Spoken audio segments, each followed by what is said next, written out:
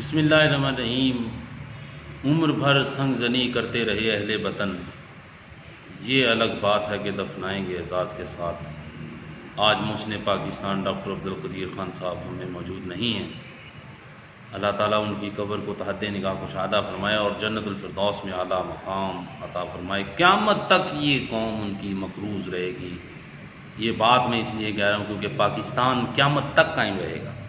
قائد اعظم نے کہا تھا there is no power on the earth that can undo Pakistan. لیکن سر بات یہ ہے کہ 2004 سے لے کر 2021 تک جب ڈاکٹر صاحب پابند سلاسل رہے تب یہ قوم کو کیوں نہیں یاد آیا کہ یہ ہمارے محسن ملت ہیں۔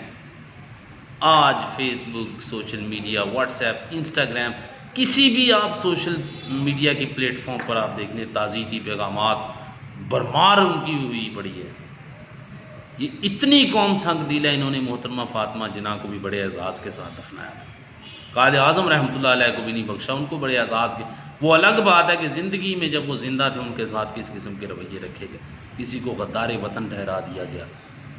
یہ غدار جو بنانے والی فیکٹری ہے، اس کے سرٹیفکیٹس جو دھڑا دھڑ بانٹے جاتے ہیں، آپ کو شرم آنی چاہیے اور بحیثیت قوم ہمیں شرمندہ ہونا چاہیے کہ ہم نے جیتے جی ان کے ساتھ کیا کیا۔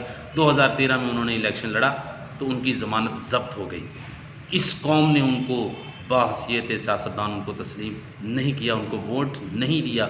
آج ہم کس منہ سے ان کو تعزیتی ریفرنس اور ان کو تعزیتی پیغامات بھیج رہے ہیں؟ کچھ شرم آنی چاہیے ہمیں بحیثیت۔